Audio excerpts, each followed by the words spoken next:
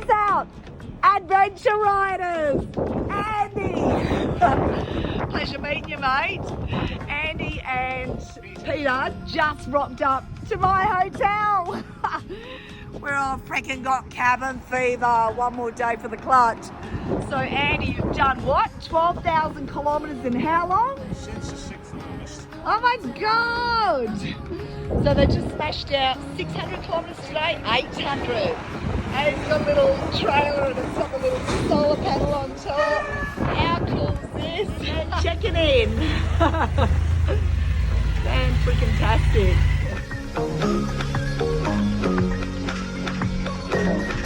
Hi, Julia. Woo.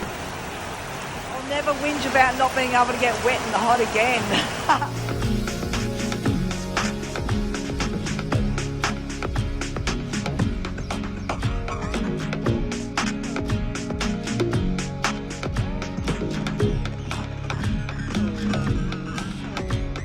Just had the grand tour of the fire station at Mount Isa. This is freaking awesome. So yeah, we've just been kind of waiting for the lightning to maybe start a fire so I can just see all the lights and everything going. But anyway, it's not going to happen. This has been awesome. Such a great chit chat. Thanks, Dar. Really appreciate it. I just want to get back on the trails. I'm going nuts. Absolutely crazy. Ah!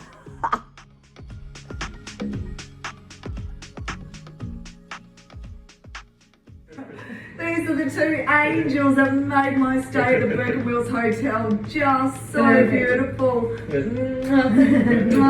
love that. We had a lovely time with all of us. Thanks, darling. Best place ever. I love Burke it. Wills, let's do it. Safe travels. Safe travels. I don't know what they put in the water here, happy pills, but everyone's just happy and lovely and delightful. Woo! 30 minutes, go and get the bike. Yay! So freaking excited! Just got the magic phone call. There she is! Artemis! Oh, my baby girl! Yay! Oh, darling girl! I missed you! Yay! Terry, that's freaking awesome! Oh, let me give you a hug. Thank you so much. Oh my God, I'm so excited. Yay! The adventure continues. Thank you so much, Terry, so grateful. We've had all dramas with freight, but he's done the beautiful job on the baby girl. New front rubber, I got the Scorpion back on.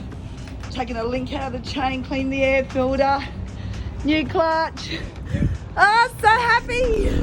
So freaking excited. Back to the hotel room, load up my gear and go.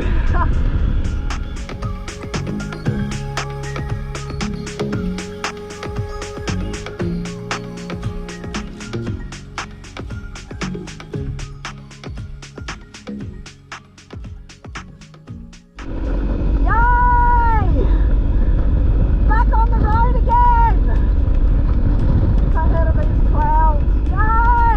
Just leaving Mount Isa as we speak. Oh my God, I missed my bike!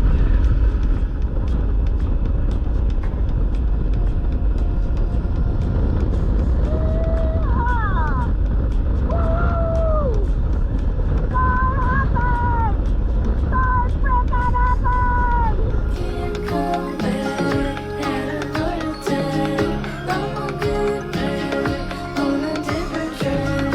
You do say, you don't wanna say, but you do say, that's what bothers me.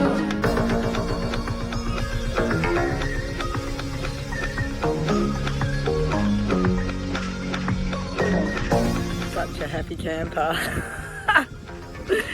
So I left Mount Isa and I thought, oh, you know, I'll just make it up to Cloncurry tonight and find a spot on the river or the dam and, you know, just sit up early and hopefully get out of the rain. And got to the turn off and the clouds were looking good and I was enjoying the ride. So I just turned left, kept going.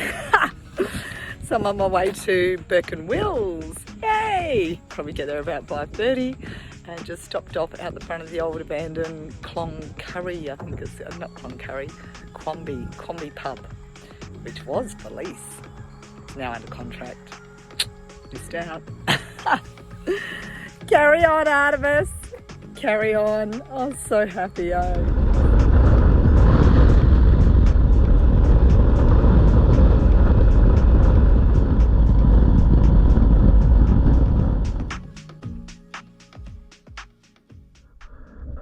Okay, bike's doing the same thing. Just started then. Now I'm 60 k's away from Burke Wills Roadhouse. Yikes. Spew. That sucks. Hasn't missed a beat until just now.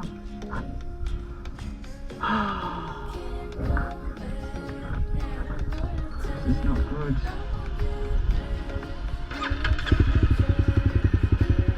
This is not good.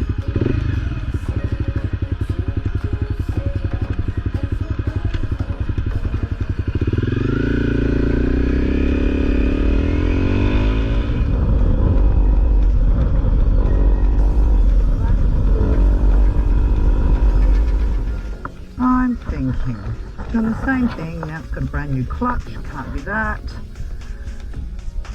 It's got to be electrical, something to do with the way that it's feeding the fuel maybe. Could even just be something simple like a loose battery terminal.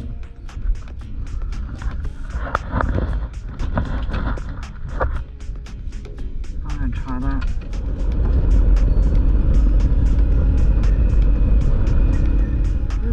Fucking sucks. This really, oh, just died in the ass. 35 k's out of the nearest town.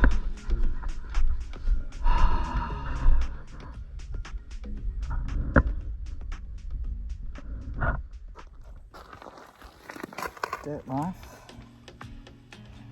comes with its challenges. Wish those challenges had come earlier in the day, not 5:30 in the afternoon and the sun's going down and you're 40 kilometres away from your destination. That sucks.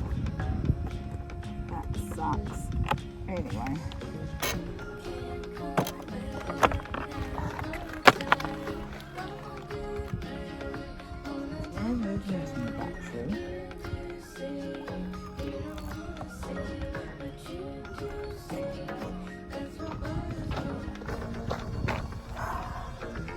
Dirt life.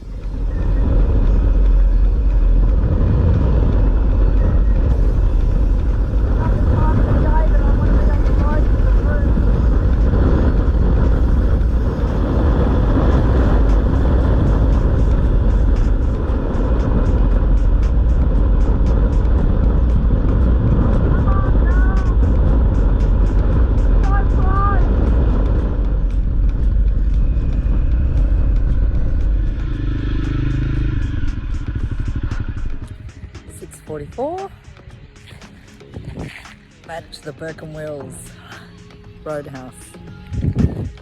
Looking for a camp spot, and it looks like that little dusty spot there. Bugger. Oh well. Well, it's the next morning. Had a fantastic sleep in my hammock last night at the Burke Wills Roadhouse. It's my little girl set up. And just quickly, those of you that have asked, this is how I modified the top. I just put longer straps in it, and I just separate the top to spread it out so I've got more room for my head and shoulders. So not a hard modification to do. Sometimes if I'm up against a rough tree like this, I'll just chuck the bag in there to stop this from tearing.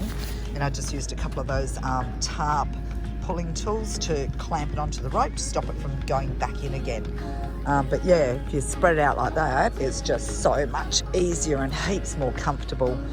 Yeah, so I'm stuck here at the Burke Wills Roadhouse caravan park, where I'm going to be for the next couple of days while I sort my bike out. So, as I was riding it, I was thinking to myself, okay, so if it's not the clutch that's causing the surging, it's got to be either electrical or fuel. Now, to me, with my knowledge of mechanics, I used to build my own cars, 67 factory, big block Chevy Camaro, God, I miss it. So yeah, I used to build my own cars, and auto electrics is not my strong point. It's the only thing I'm shit at. So I thought if it's electrical, it kind of wouldn't surge in and out. It would just more likely cut in and out. You know, it would just sort of stop, start, stop, start. So, but I pulled over, I checked the battery terminals, I checked all the wires for any loose fittings and stuff like that, and that seemed to be fine.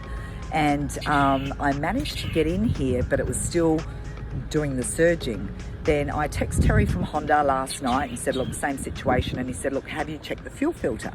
And funnily enough, he brought that question up because when I was in Darwin and I was having the new tyre done and the suspension by Rob and the team up there, Phil and the team up there, I actually asked them, I looked in the service manual and I said to them, you know, what about the fuel filter? And because it wasn't on the service schedule. And they said, look, you know, yeah, nothing really goes wrong with them. And if there's an issue with the bike, we'll do a flow test. And if the flow test, you know, brings up shit results, then we'll know it's blocked. But if you're not having any issues, it's fine.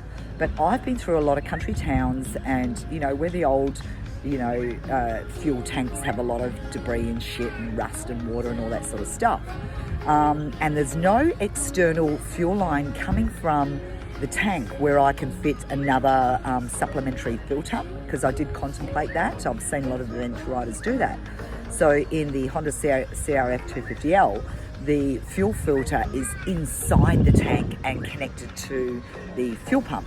So I can't do an external filter on it. And I did, from my mate David Austin, bought one of those socks that you sit in the top of the tank, but it just didn't fit in the top properly. So I thought, you know, a bit of dicking around. And, you know, I did carry a little stocking around, but, you know, kind of, you just get a bit complacent. So anyway, so on both occasions that the surging has happened, once was before Gregory River, 10 k's out of town, then again last night. So after Terry mentioned the fuel filter, I went back and thought about both scenarios. And on both occasions, it was after a long ride, it was hot, and the fuel gauge was on the last blip. So the tank was nearly empty. So with my mechanical head, I'm thinking, okay, if the fuel tank is full and the fuel pump and filter is inside the tank, when there's lots of fuel, the debris is floating around, so it's not an issue. But once the tank gets lower and there's less fuel, the concentration of the debris is greater because there's less fuel for it to float around in. And so therefore it would make sense that, you know, on a really super low tank, that debris would clog up on that pre-screen and make the fuel pump work harder and restrict the flow of the fuel, which is kind of what's giving it its surging. So that kind of makes sense to me.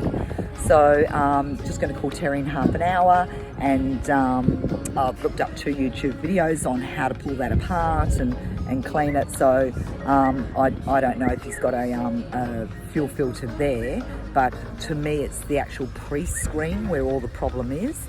So if he hasn't got a fuel filter, I still might pull the tank apart, pull the fuel pump out, clean that pre-screen and clean it all up and put it back together again and see if that makes a difference. But if he's got the fuel filter there, that would be freaking awesome. And but I'll do all that in the field. So I'm just checking now with Burke Wills Roadhouse if they've got a workshop here, because the guy owns the farm next door as well. So likely they've got a workshop and I might be able to do it in a cleaner environment. If not, don't really want to do it in the dusty old caravan park, but if that's all I've got, that's what I'm going to do, because I really don't want to ride 300 kilometres south again back to Mount Isa and get stuck there again. So anyway, keep you posted, see how we go. Hey! So definitely, I reckon it's the fuel filter and the pre-screen. So just spoke to Ben, the beautiful owner of the Burke Wills Roadhouse, and looks like I might have a clean workshop where I can do my field fix. So spoke to the delightful Terry at Honda in Mount Isa. It's going to check in the morning for a fuel filter kit. And then Darren, I've got to give you a call, my beautiful courier, and see if he's coming out this way and can get it dropped off, and I'll do a field repair, and I should be back on the road again in no time soon. So it'd be good to get back on the tools and get some grease under my nails. Woo! Stay tuned.